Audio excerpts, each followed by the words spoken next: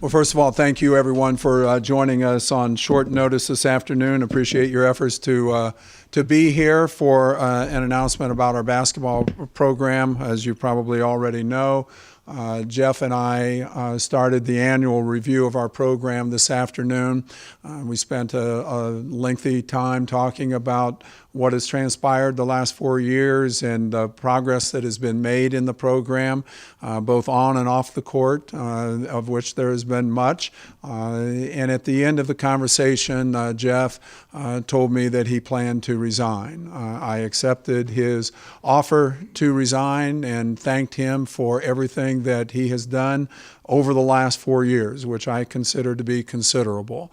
While we did not have the number of wins that we all would like to have had, Jeff Bzdelik has conducted himself with class and dignity every step of the way for the last 4 years. He has been someone who has represented our university exceptionally well.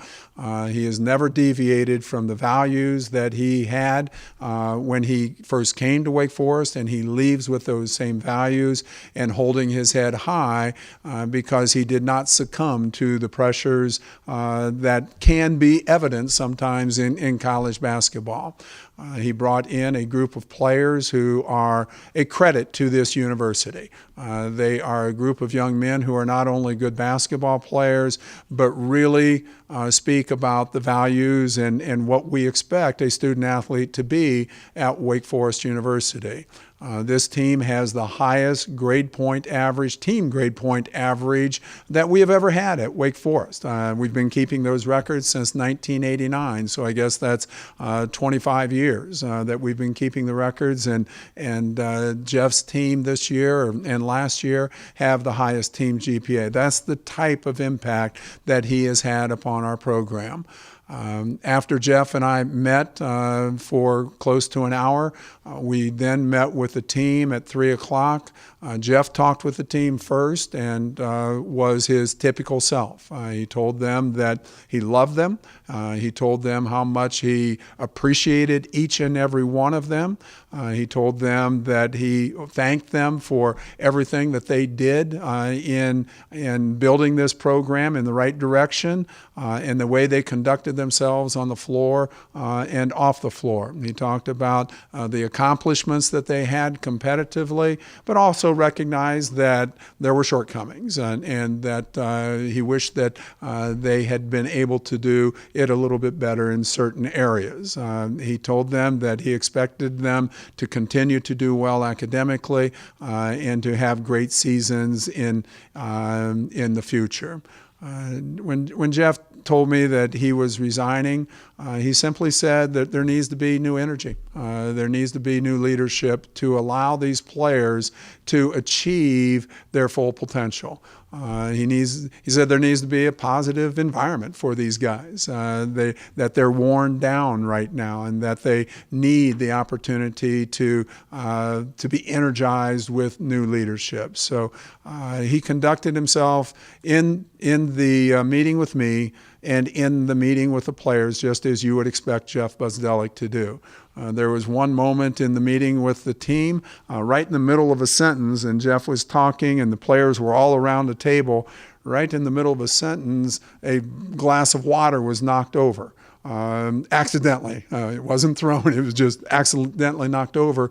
And Jeff immediately stopped in the middle of a sentence and said, "No more turnovers, please." It cracked the room up. It just made everyone at ease, and that's what he has done with this team. I can give you incident after incident of the way Jeff has handled these last 4 years with dignity and class, and he has held his head high, and I personally thank him for everything that he has done over the last 4 years for our basketball program, for our athletic department, and for our university. Yes? He resigned. We started the evaluation process today. There was no obvious conclusion to that. Before we even got to that type of discussion, Jeff resigned. No gut feeling about what you would have done one way or the other? No. To what degree though, did you anticipate that, and did you try to talk him out? No, I accepted his resignation, and I didn't go into the meeting with, there's a 75% chance he's going to resign, or there's a, whatever chance that he would be turned. No, I didn't do that. This was the start of an annual review, and annual reviews, fortunately or unfortunately for me, take a long time because we talk a lot of different things in that annual review. What would you say about this season? There were some surprising wins this year, some surprising losses too. A lot of teams had some upsets this year. What would you say about the totality of Wake Forest basketball season? We're headed in the right direction. We had a winning season this year. We did not have any more wins in the conference than we had last year, and that was a problem for sure. But you look at the conference schedule. We had the most difficult conference schedule of anybody in the ACC. The two plays for Wake Forest were more difficult than anybody. If you look at the RPI of every one that we played twice, and you add those RPIs up versus everybody else in the conference, not even close in terms of the difficulty of schedule. When you play North Carolina State, North Carolina, Duke, and Clemson, those are four top teams in the conference. So we had the same number of wins this year, but we had the most difficult schedule in the conference this year.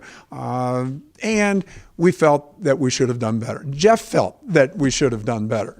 He felt that we did not realize all of the goals that we wanted to achieve competitively. We thought we would be better this year. Quite frankly, at the end of the non-conference season, I thought we were right on track. We were 10-3, I believe, at the end of the non-conference season, and that was exactly where we thought we would be. And then we thought we would get a few more wins in the conference season.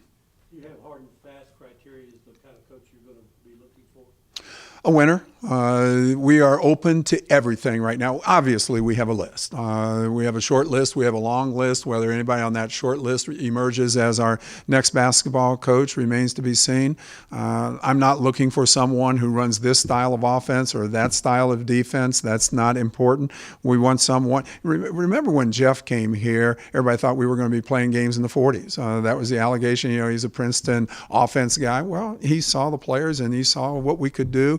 I think we were one of the top scoring teams, in the top half anyway, in the ACC, practically on an annual basis. If you look at offensive efficiency rating, we were one of the top teams in the conference. So I'm not looking for any one style of play as much as I am for the person and his track record and whether we can project that individual to be a winner. And that's not to suggest that there won't be assistant coaches who are strongly considered for this position. And that is a possibility as well. We look at their pedigree, we look at the program from which they come, their coaching experience, and how we project the future of our program under their leadership. So right now, the world is available to us, and we feel that we have a very attractive opportunity for someone to come here and continue the process that Jeff has started. With the returning players that we have coming back, with the recruits that are coming in, as well as the two players who were not available to us this year, Daniel and Greg, we feel that next year's team can be pretty daggone good team. So whoever is coming in has a pretty good opportunity of making an impact immediately. How do you think the players took it when they heard the news? They're disappointed. Jeff is a type of guy who his players appreciate. When Jeff tells his players that he loves them, he means it. It's not something that is just a good way to say goodbye or hello. When he tells them that, he means it. And he told them that today. When he departed and he left before I spoke, there was sadness. There was sadness in the room. And I understand that. There are coaches who develop forever relationships with their players, and there are coaches who don't. Jeff is one of those coaches who develops a forever relationship with his players. And the reason, and I told the players this today, the reason for that is that he truly loves you and he cares about you. He cares about you as basketball players for sure, but he cares about you as people. He cares about your academic lives. He cares about your social life. He cares about your families. He just cares. He is in the 40-some years that I've been in this profession. There aren't many people that I have witnessed who truly care about the players as much as Jeff. And there are a number of coaches who do, for sure. I'm not saying he's the only one by any stretch of the imagination, but he's as good as anyone I've ever seen at that. There are always regrets when things don't work out, Ron. Given that Jeff spent most of his career in the NBA and had a losing record at Colorado when you picked him, he was an unconventional pick. Would there be more regrets than normal with this situation? There are regrets because of the person Jeff is and the type of individual that he is. Jeff, as I've said 3 or 4 times already, has conducted himself with dignity and class every step of the way. And when you lose someone like that, that's the regret, by all means. What about on your part? I mean, you kind of climbed out on the limb to hire Jeff Bzdelik. Again, it was an unconventional pick. I don't know that it was an unconventional pick. From a standpoint, if you look straight at the record, you might suggest that it is. If you dig deep, there was a lot there. What he did at a couple of institutions before here was pretty impressive. If you dig deep, if you look at the record, then that's a little bit different story for sure. But those programs were in a much different situation when Jeff took over than when he left. And sometimes that can be forgotten. And I understand that's the world in which we live. But Jeff was hired for a specific reason, and he did everything that I would ever have anticipated him doing, just knowing the type of person that he is. But do you feel it's critical that your next coach has a winning record on his resume? I didn't say that, no. You said you want a winner. How would you define a winner?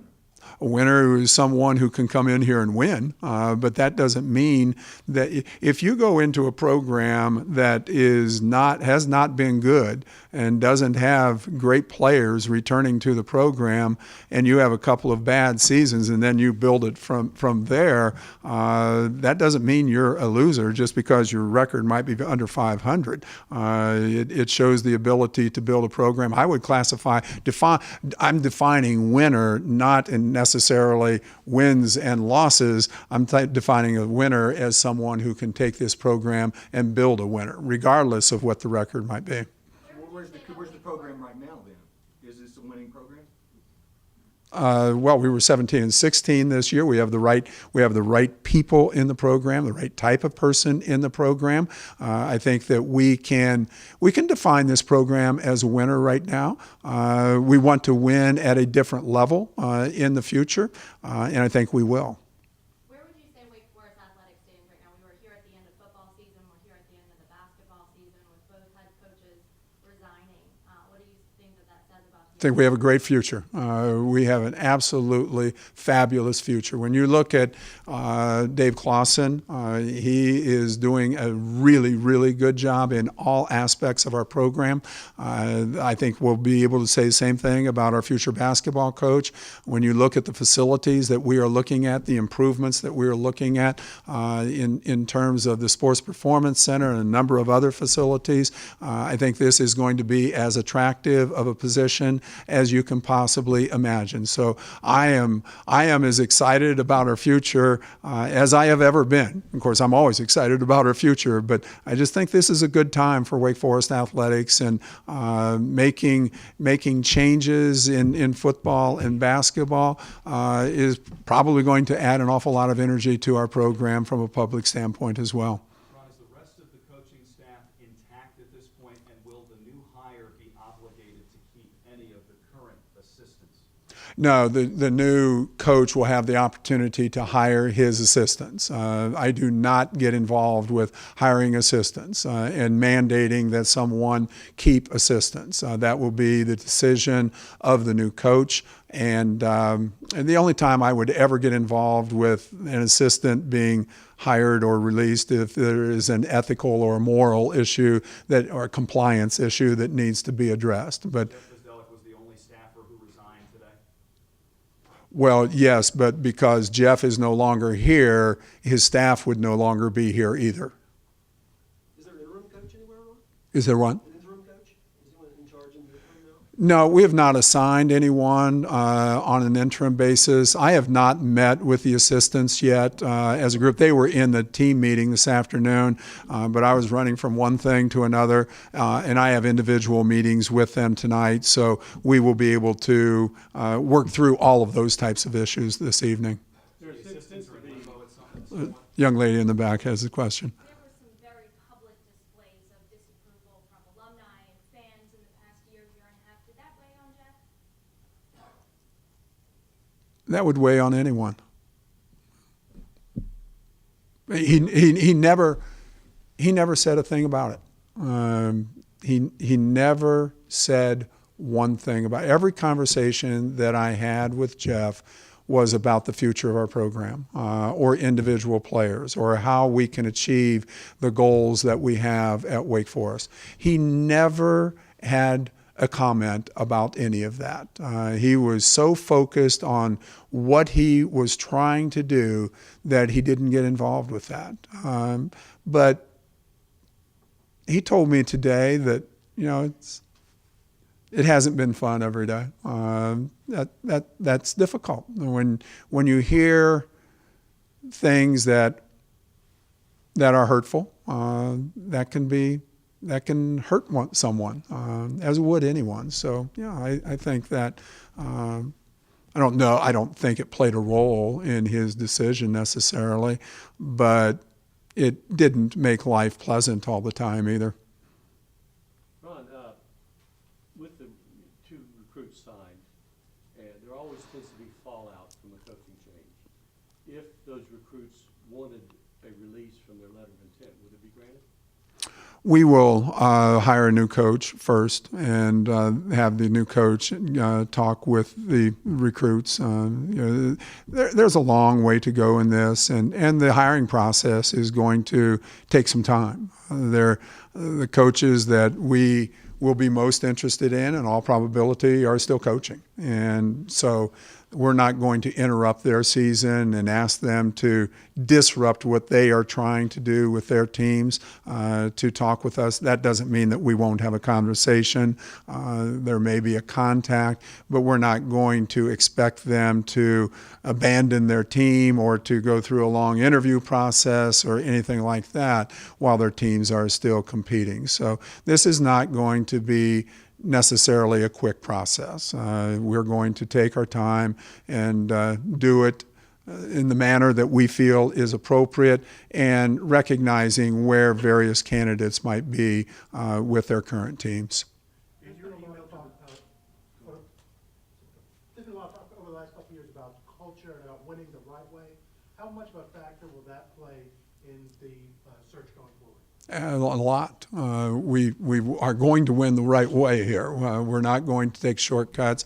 We're not going to put the university in jeopardy from a compliance standpoint. All of our coaches recognize that a priority in this program is abiding by rules and regulations, and our new coach will do that, absolutely. So that's winning the right way and representing the university in a manner that this university deserves to be represented. Ron, in your email to the Beacon Club, you mentioned that Dr. Hatch would be taking an active role in this. Has your role in the search changed at all? No, not at all. Dr. Hatch has been involved with every search that we have had. I confide in him and talk with him regularly. He's my boss, so I involve him. Just as coaches involve me with assistant coaches hirings. You know, I don't say you have to hire that guy or you have to hire this guy or you can't hire that, but there is certainly communication and involvement in that process, as I want Nathan to be involved with the process as well. And we'll not only involve Nathan, but we'll involve other people on campus. There are a number of people in our department who will be involved in the process. And on the way over here, I talked with someone, a national leader in basketball. And so we'll be involving people outside Wake Forest as well to get their thoughts about potential candidates and who would be a good fit for Wake Forest. Will you use an independent agency to help you? Not at this point. There may be a need eventually to employ someone like that, but we've not done that in the past. And I don't ever want to say that we would never do something like that. But right now, I do not see the need for someone like that. I think we have the contacts and the access to the potential candidates that we want to have, and that is the role of a search firm, if you will. I think we can handle that. Ron, last week Jeff said he wanted to keep playing. Was Wake invited to the CBI and turned it down, or was it not invited? No, we notified the CBI that we would not be participating this year. Yeah. Going into year 4, were there any particular benchmarks that you were looking for to say, yeah, this program's on the right track?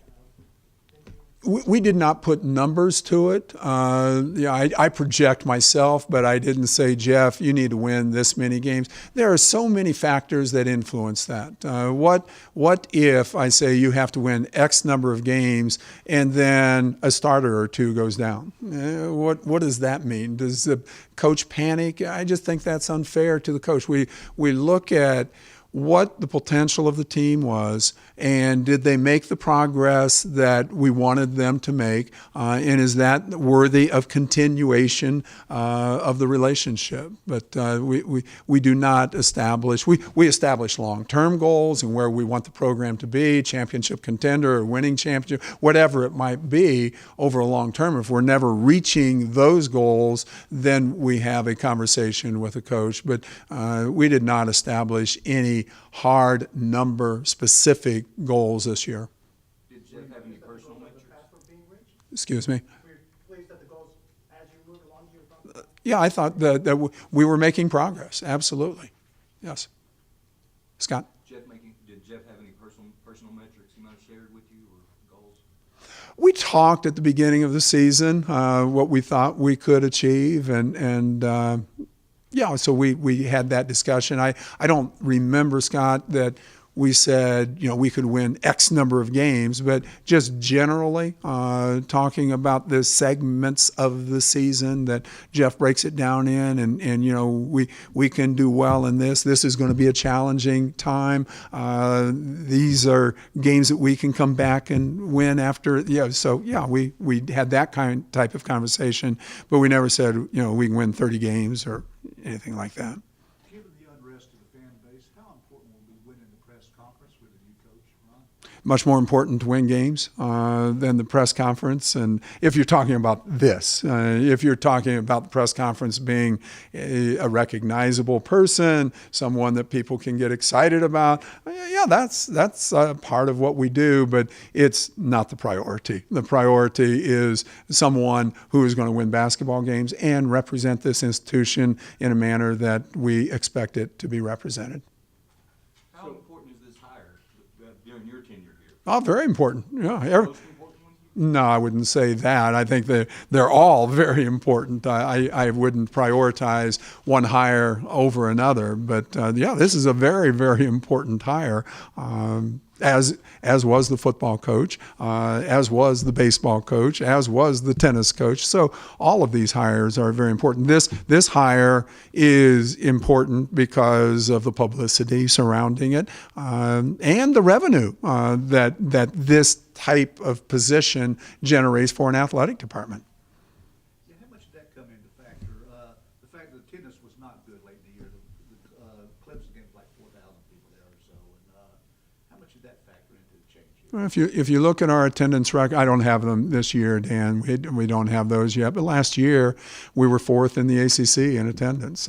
So our attendance wasn't plummeting as a lot of people like to believe. I thought the people who came, we'd like more people there. Don't misunderstand me. But the people who came to the game had a good approach. Sometimes I thought, it would have been nicer to have more of an electric atmosphere earlier in the game, but I think our fans got to the point where they were kind of sitting back waiting to see how the team was going to play, and if it was a good, then they really got involved in the game. We thought we had some great environments this year in the Coliseum, and there were other times when I wish it had been better, but I wish the team had played better at times as well. Your attendance totals, are those tickets sold or people in seats? Tickets sold, and then we do a turnstile count as well. But which one's the official number, like when we get our box score and has attendance?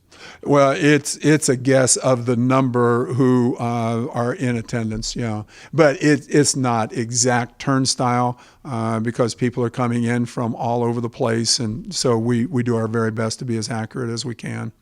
Just to clarify the assistant's position, are they still employed by Wake Forest University, and will they stay employed until a new coach is on board?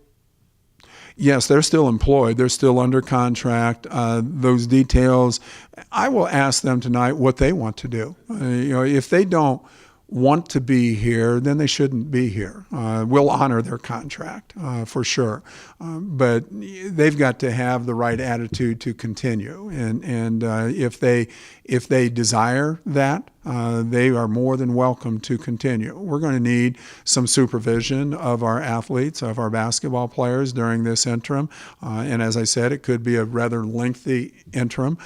So we want as many people who are going to be as positive influence upon our players as we can possibly muster. And the assistant coaches are 3 of those people who can be a very positive influence on them if those assistant coaches want to continue. How concerned are you about transfers? Dan, those rumors are always out there, and today 42% of Division I college basketball players transfer. So we've got to do something about that nationally. I don't know what the solution is, but a number of us have talked about it. We've got to, there needs to be more stability in college basketball than what exists today. So regardless of the situation, there would probably be rumors about transfers and people who might be interested in looking other places. Today's meeting, I did not sense that, but it's the first day of the meeting too. They're confronted with news that they probably did not anticipate. I talked with 3 of them after the meeting, and they were very positive. So I'm encouraged by what I saw at the meeting. I'm encouraged by what I heard from the players after the meeting, the 3 that I talked with. So there's every reason to be encouraged, and I think that they also recognize what's coming back on this team. The sophomore class, the addition of Greg, the addition of Daniel. You remember Daniel was our starting center last year, not this year, but last year when he hurt his knee. He hasn't been available for 2 years because of 2 ACLs. Now, how he'll come back, I don't know, but if you look at Daniel Green today, it's much different Daniel Green than who was our starting center 2 years ago. He's bulked up. He's put some weight on. He's lived in the weight room. He's worked really hard to develop as a player. Now, he needs to transfer that over to the basketball court and be a great basketball player.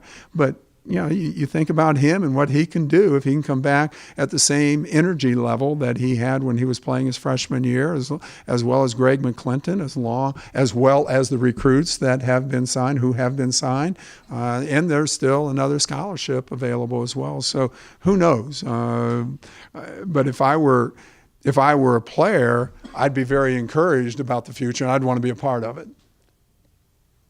Who were the 3 players you met with? You said you spoke to I met with 3 players. Can't tell us I'd rather not. sophomore? Rather not. Any other questions? Thank you again, everybody. Appreciate your being here.